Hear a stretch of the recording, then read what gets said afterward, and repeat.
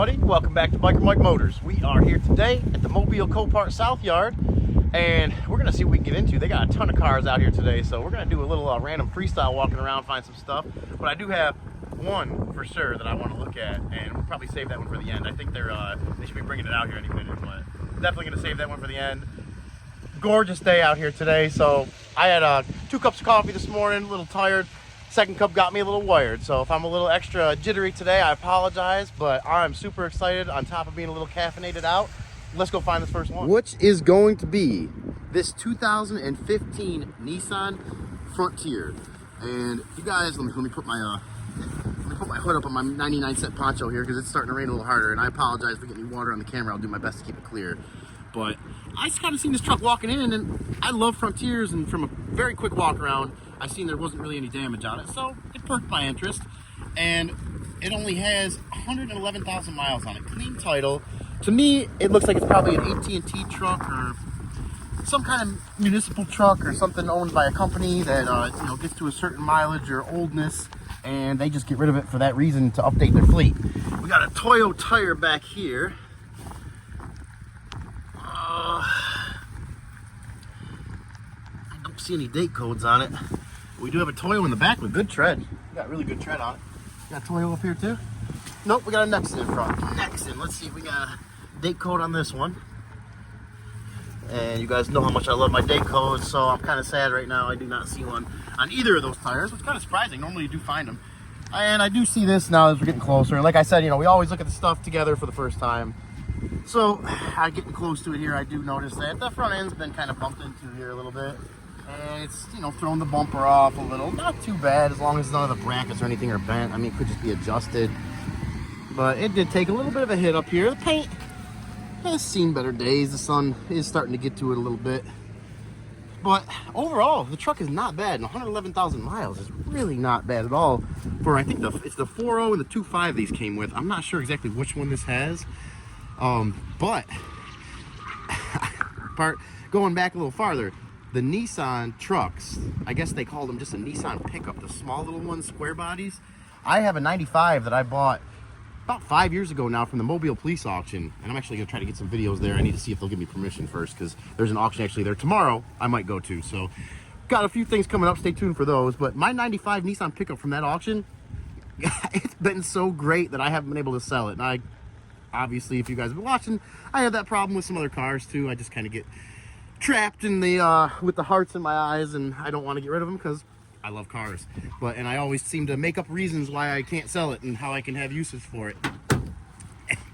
They end up sitting for a long time, like my Nissan pickup has. It actually sat for about 1.5 years before a few weeks ago I pulled it out, and well, I couldn't even pull it out at first because the clutch was bad, or the clutch master cylinder, so I had to replace that. It's running again, and I pulled it out with the intentions of getting it cleaned up to sell it. And as soon as I got the master cylinder fixed and drove it down the street for a mile to make sure it was good, I am on the fence again about selling it. So I'm not sure what's going to happen with that one, but I am pretty sure we're going to throw some bids at this one. Oh, there's another one of these things that really bug me, guys. Look at that. I mean, that hole in the carpet right there. Some people may think, hey, it's just a hole in the carpet, but it's so easily avoidable, and it's so much harder to fix. That's the car carpet. I mean, to replace that carpet, which you don't have to, you could throw a mat over it and be done with it, but that would bug me. And it's just, I know it was a work vehicle for someone, so they probably threw the mats out of it the first day they got it. They got dirty, and they just said, oh, it's probably easier to throw them out. But they should have replaced it with something that could have easily avoided that. To replace this carpet and do it right, you got to take out all this interior stuff and get the carpet and then put it in there and put everything back together. It's a lot of extra work that could have been easily avoided. We got some roll-up windows here. Important window, definitely works. We got power in here, but I do want to see what kind of engine's in this one. Like I said, I think they offered a 4-liter with it, and they also, let me wipe the lens off here quick just to make sure. It looks to be pretty good, but just in case. It is raining pretty good right now, guys. And if I didn't mention, these ponchos at Walmart, 99 cents. Just picked it up this morning before I got here. And we got an early start this morning too. So, feeling good so far today. Feeling good. Feeling pretty confident. Might be able to find some good cars I never bid on, because we got tax time right around the corner and we got to find some inventory. Battery from 223, Duralast battery. That is, what is this? That looks like, yeah, that's the 2 point. Yeah, it's just crazy to see it. I had a 91 240SX, my first car, and I'm pretty sure it was like a similar 2.5 liter engine. Or was that a 2.4? Yeah, that was a 2.4. Is this a 2.4? I'm not too sure now. Now I'm getting myself confused, but it's either a 2.4 or 2.5 4-cylinder. Pretty, if it's the KA, it's a great engine, but I'm not sure if they still used it. Oil looks great. Oil looks great. The KA is the model number that came in the 240s and the pickups in the 90s. They made a dual overhead cam and a single overhead cam version of it. But I would say we're pretty good to start here. That oil looks great. All right, let's check the coolant too quick. We're actually supposed to be, we have some severe storm warnings today and tomorrow, so I'm like listening out for thunder right now too. Coolant looks okay. It's in there. Looks maybe a little low, maybe a little dirty, but not bad. Let's go ahead and fire this thing up. I think we're ready to see how she sounds. Woo, that wind is coming in. A little shelter here for this thing. All right, guys, you ready? Let's see what she does.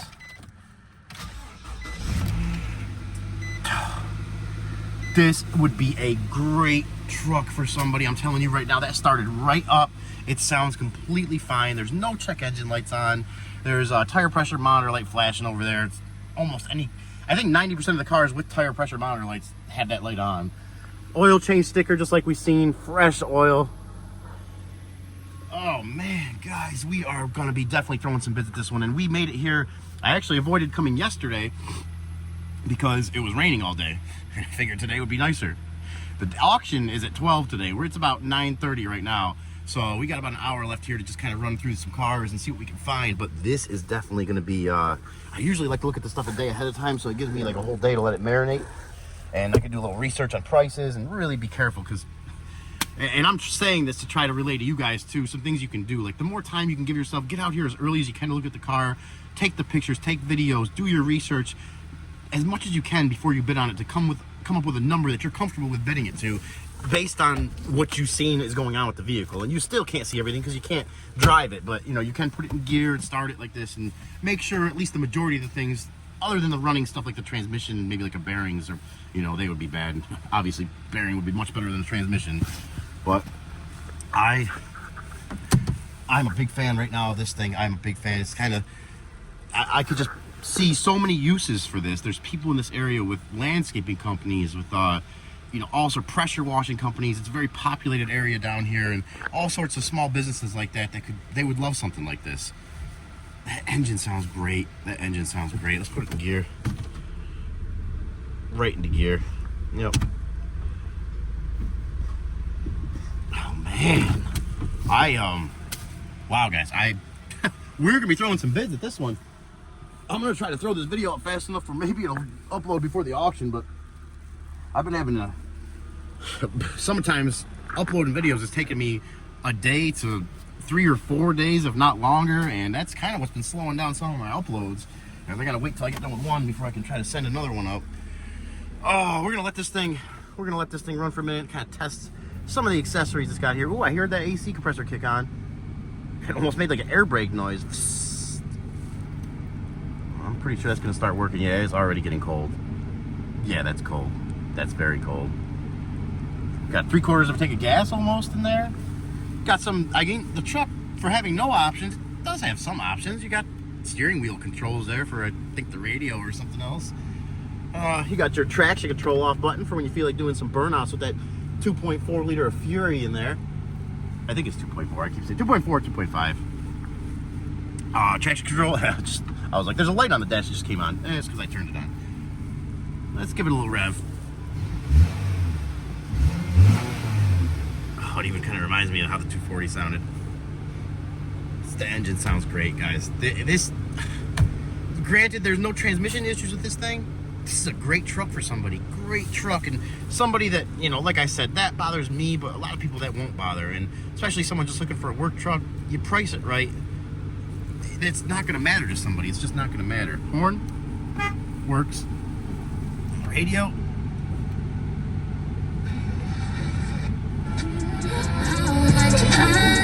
Radio works. Radio works. No cracks in the glass at all. It's one thing I always like to look at too, is the windshields. If there's any cracks, and you know, people always pick up on that when they come to look at the cars if you try to sell it, if it's a small one and stuff. And I don't try to hide it or anything, but it's just they use that as a negotiating point. So a lot of times, especially if there's something small on here, you really want to pay attention, because you might be better off just getting a new windshield put in, depending on what the price is for it. Some of the newer ones are pretty expensive, so. Oh man, all right, well I just realized we've been on this car for almost 10 minutes now, and it's because I'm very interested, but we have limited time, so we need to go check out some other ones. Temperature's coming up there nice, so I am gonna let this one run for a minute. I'm very interested in this one, so I'm gonna let this one run for a minute. Let's take a look, listen to this engine. Oh yeah. Oh yeah. She is purring like a kitten, as my grandpa would say. Is that a... Oh, I was going to say, is there a transmission dipstick on this? I see a vent right there. But I do not see a dipstick.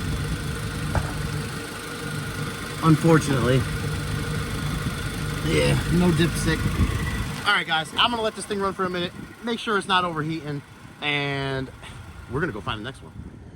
Alright guys, and our kind of second one up for the day. We're walking over. I was walking, actually seen a truck I was walking over to, and kind of seen this on the way. And every once in a while I just like to include something like this, just to kind of show a good reason to slow down and get to where you're going safe. I hope who was ever in this, not saying this person was speeding by any means, or anyone involved in this accident was, but it's just an example of what can happen. And even in the biggest vehicle on the road, you think you're indestructible, and you know, or any vehicle, sometimes people just think that they can you know, get away with driving certain ways and don't really think twice about it. And I am guilty sometimes of being one of those people, but I try to remind myself constantly that it is just way more important to get where you're going safe than it is to get there fast or speed and risk yourself and you know, everybody else's lives on the road, not to mention injuries, potential lifelong injuries. It's just not worth it. And I hope whoever was in this, I hope you're okay, because it's never a good thing to see something like this. And this thing, whew, man, I can only imagine the impact that this thing took to really, I mean, look at this, the whole front end just ripped off. And it kind of gives you a good, I mean, gives you a good look at how huge these engines are. That is just massive, this turbo. I mean, look at my hand. That turbo is just massive, huge turbo. I can only imagine that thing's got to be like $5 grand probably. This serpentine belt, huge, huge. And obviously, some of you guys are like, obviously it's huge. It's a big old tractor trailer, but it just amazes me. I'm used to looking at, you know, smaller cars and trucks and stuff like that, and this is just a whole different level of things. AC compressor, but yeah, even look at this. The intake for the thing is just massive to get all the air in that huge engine. But like I said, hope whoever was in there, you're okay. And that definitely the most important thing when it comes to something like that. And the next one up on our list for today, as the rain continues to increase, a 2008 F-250 diesel. Yes, that's right, the 6.4 diesel, the notoriously bad 6.4 diesel. And I know there'd be some cult followers 6.4s out there. Few of my friends have these things, and they've gone through the engines, fire ring, the heads, and all sorts of preventative maintenance stuff, and they tell me that they're some of the fastest trucks on the road, but they're also some of the least reliable from what I've heard. A lot of things can go wrong with these. I've had my experience with the 6.0, which I still have a 2004 dually, which we'll be making a video of in the future, so stay tuned for that as well. But I can only imagine, because I heard that the 6.4 is even more complicated and problemsome than the 6.0. It is just not something I would want to get into. The 6.7, on another note, I've heard has been great. It's been out since 2011, and I've heard a lot of great things about those, except for a few years with a CP4 pump. Great looking truck, 222,000 miles. Kind of hard to tell by looking at the outside of it here. Got some aftermarket modal metal rims on it, 35-inch tires. Let's see what these should have a date code on them. Yeah, 43rd week of 2015. So, gives you an idea. Probably hasn't been driven too much in the last, let's see, 9 years. About to be 10 years. Crazy to think. Interior really in good shape. Look at that, guys. 220,000 miles, and he's still got steering wheel left right there. I mean, no excuse for you guys death gripping these things. You need to de-stress. The interior is very clean for 222,000 miles. I mean, a little bit of brake there. Floor mats, don't see any. Let's check out the back here. Oh, someone left their NOCO in here. Just kidding, it's mine. That's mine. I wanted to get it out of the rain there. Let's check. I do want to try to fire this up. We got the big NOCO today, so this would be a good test for it. I think this one is listed as a no start. Probably because of some issues going on with it. But we are going to take a look and find out. See if we can see exactly what's going on with it. If I can get the hood open.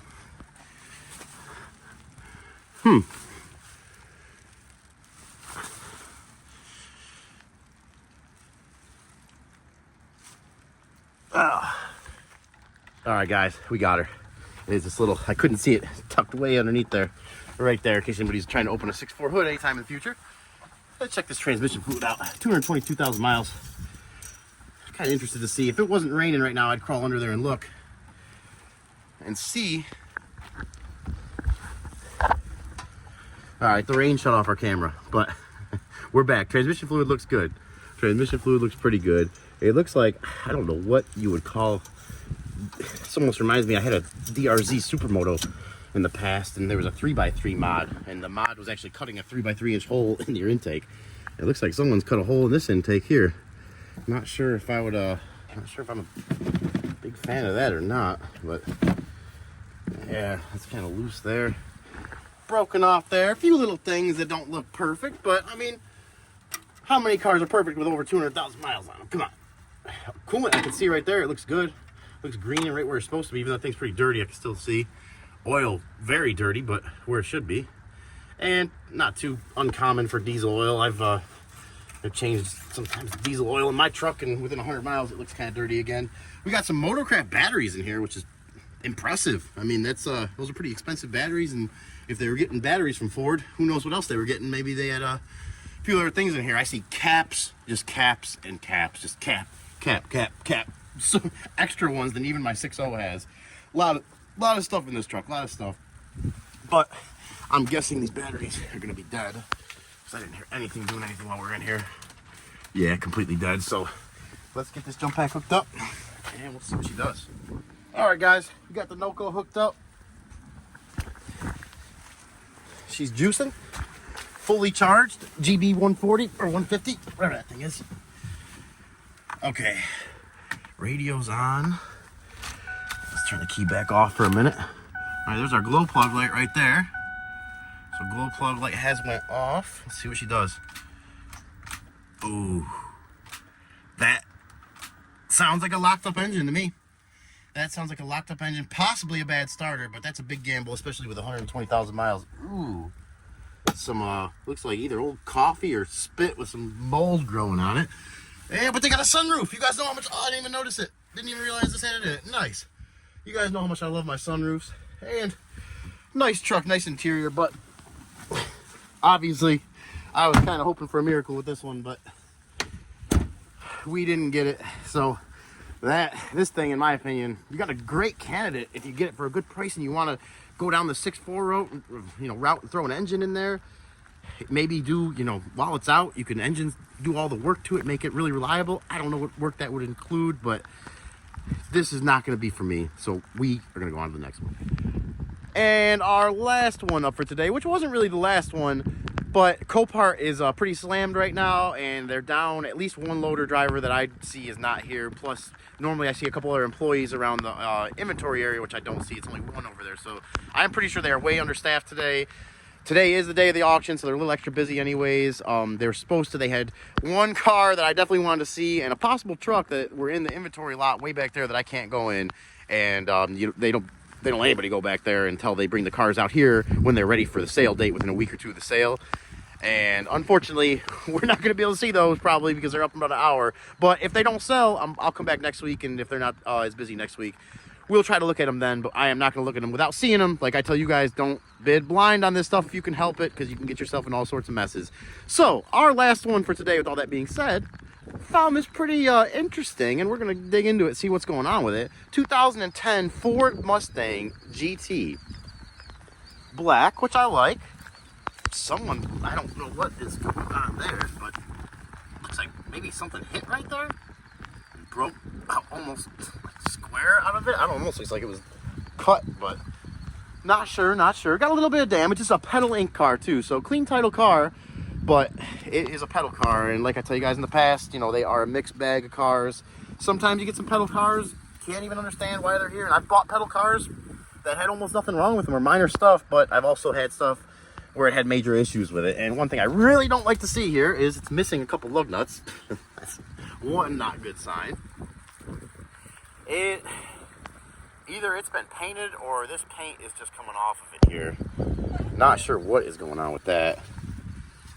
It's peeling all over, right down to this car. Oh, it used to be silver. That's why. I wonder the door jambs are probably, oh, they did the door jambs too. Okay, so the car used to be silver. They painted it black. Oh, I see something in there I'm pretty excited about. I did not realize, because this car was a very random last pick of the day. Lots of little damage on it. Very cheap, kind of basic mufflers there. Looks like obviously those have been replaced. The stock ones look better than those.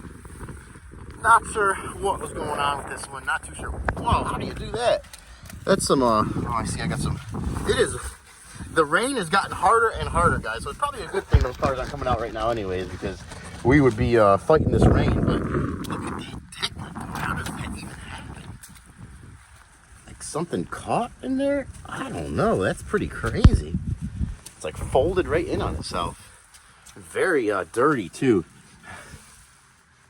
Ugh, smells like weed in the car. Weed and dirt and body odor. Whoever had this car did not really care about it, or if they thought they did, they didn't know how to properly take care of a car, because this is pretty nasty here, pretty nasty. But one thing I will say, look at that steering wheel. Give you some points there. You were death gripping it a little bit. It's just a strong steering wheel. But the one thing that I said I'm really excited about, which I just seen looking in here, this thing's pretty fully loaded for the year 2010. It's got the navigation in it. But we do have manual. 5-speed manual. I thought these were 6-speed, so that's interesting. A lot of just nasty stuff in here. Well, it's a good thing this thing is stick shift, because I probably would have stopped looking at it by now. We got some heated seats in here, though. I guess the bottom button would be for if it had a cooled seat option, maybe. But let's go ahead, see what we're working with under here. I think the 2010, was this the this was the 4.6, I believe, right? This wasn't the 5.0 yet, was it? Is that a 5.0? I'm not too sure. I should probably know that, but I do not. Let's see. Like I said, very random one, guys, very random. Did not have this one, was not thinking about it at all. And here you go, you can see the engine bay is still silver, so that right there is a big turn off for me. I really don't like that. I don't know why. You know, I can understand some people want to paint cars for certain reasons, but coolant is definitely a little low, but it looks clean. It's in there. Let's check this out here. Someone's got a little nice aftermarket Roush intake on there. That was probably a nice little option. Let's see, we got low oil, but it looks decently clean, and it is in there. It's on the normal mark, bottom of the normal mark. There's those coil packs that they used for years and years. I think this is the 4.6. I think it is a 4.6. I think the 5.0 was 5.0 badged. So let's see what she does. Not having too high hopes for this one based on the rest of the stuff that we've seen so far, but if we can maybe find a diamond in the rough out here today, it'd be nice to have some things to bid on, because so far not looking too good, except for that first Frontier. I did that. Frontier is definitely going to be getting some bids. I just want to do a little more research on the prices of those. I've never bought that newer style Nissan, the Frontiers like that, so I really don't know much about those. Jump pack getting wet today, but it does not care. All right, let's see what she does here. Juice is flowing. Always like the gauges in this car too. Kind of similar to like the old school gauges. Oh, if you guys can even see them, which you probably can't because there's water on the camera. It's been a tough one today, guys. It has been a tough one. I am doing my best out here today. Doing my best in the trenches today. And we got powered. If we can get the, oh, the clutch feels good, but the key is, what's going on?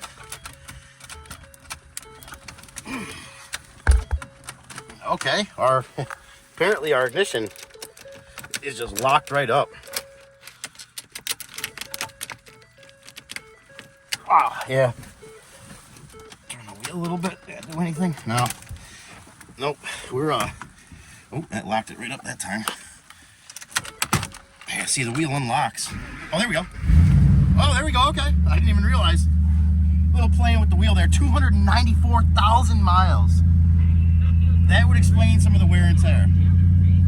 That would definitely explain some of the wear and tear. Let's listen to this thing idling for a little bit. Let's see, we got no check engine lights, which makes sense, the battery was dead. So at least no hard codes. Got a tire pressure monitor light, of course. Idle starting to come down there. Sounds pretty good, guys. Sounds pretty good.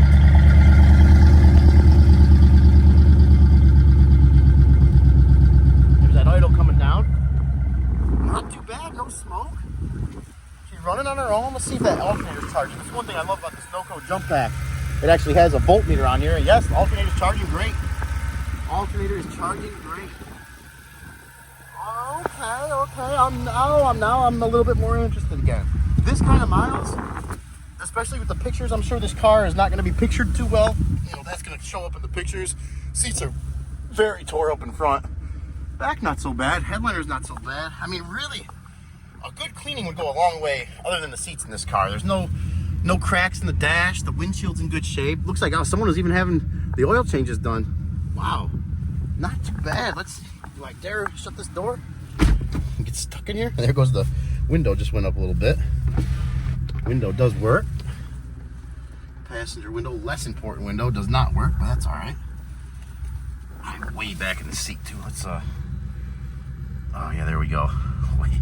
Way better. We're coming down now. We're coming down, going back up to normal driving area now. That thing was way back there. All right, well, open that door back up, get some fresh air in here. It stinks in here. Transmission? Ooh. Okay. A little bit of grind there going into first, but this thing could have been sitting for a while too. Engine sounds great, guys. I have actually, I said this I think 2 or 3 times already in this video alone, but stay tuned. I have a 2002 Mustang GT that I bought before I started really making videos. So I don't have, actually it does have a couple videos on it, but I don't think I got a video of it at the yard. But I do a video of fixing it, so you guys can go back and see that, and getting actually to put an engine in that one. So I think it's a part 1 engine from like a year ago, and I still have not done the part 2. But go watch that, because there will be a part 2 coming out soon, which will be a driving and kind of overview video. And that Mustang, which is why I was mentioning that in the first place, is kind of what got me looking at this one as I walked by it, seeing that it didn't have any major damage on it, just a lot of kind of minor damage. Oh yeah, did you hear that, guys? That clutch was all the way to the floor, and it's still grinded there going into first. Let's try it again. Yeah, I see a little grind there. So could just be a master cylinder, could be the clutch going bad. Can we give it a little rev? Should we give it a little rev? She sounds pretty good. That's one thing I will say about the 4.6s. They may not be the fastest engine, but they are like one of the best sounding engines. I mean, the V8 engines, they just, especially my 02 that I have, it's probably like maybe 280 horsepower with every single bolt-on you can put on it. And it's fun to drive, but it just sounds great. Like the downshifts and just throughout the RPM range, even idling, it's a great sounding car. Let's try again. It's probably gonna do a little grind. Not too bad if you really kind of ease it in there. Let's see how the clutch feels. The clutch does not feel bad. Look at, we're going forward, going back. Yeah, the clutch feels okay. Clutch feels pretty good. Brakes feel good. I bet this thing just being driven would probably free up some stuff on it. But I also wonder, 299,000 miles, I definitely need to let this thing heat up and make sure that coolant stays at a good temperature, because with that many miles, you know, possibilities are endless for things that could be wrong with it. So yeah, it's still kind of a little iffy going into first gear there too, and I'm not sure, without driving it, you won't know if those other gears are having issues too. And one of my favorite buttons there, traction control light, always got to have that off. That's kind of a little side note. One of my best friends that I'm still best friends with today, from when we were about, you know, almost 25 years now, when he first got his license, he had a car with a traction control light on, and whenever he'd feel like driving crazy, he would just look over at me if I was in the passenger seat with this crazy look, and just press this button really aggressively, and I knew it was about to be a ride, but I had to hold on. Paul, my buddy Paul. But yeah, temperature's coming up. that sounds really good. I mean, really not bad. No check engine lights. No check engine lights. No smoke. We do got the loader driver is over there loading up that car. Looks like they're down to 2 trucks now. There was a whole slew of them in there before, but I don't think they're going to have time to get to it before the auction today.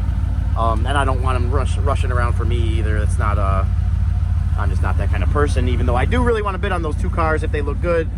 You know, it's just, to me, it's an omen. They're probably not good, or just something maybe I don't want to bid on, or maybe they won't sell this week and we can come back and look next week. So either way, not too worried about that.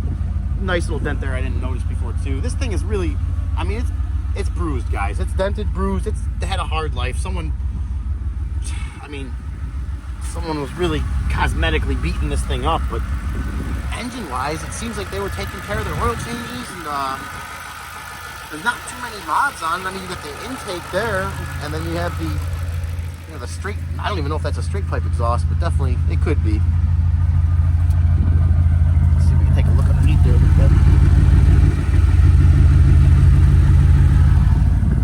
Well, I think that's about as much as we're going to be able to take a look at the Mustang. I am definitely going to let this thing heat all the way up. Make sure, give it one more rev for the camera there. Even got that little bit of backfire spitting. Well, we are going to go ahead and let this thing hit. It's coming up to temperature now. It's almost all the way up to normal. It is in the normal range, but we're going to let it warm up, idle for a minute. Make sure it's not overheating, so if I do throw some bids at this and try to get it cheap, it doesn't have more issues than we think, at least as far as that goes. So we're going to watch that.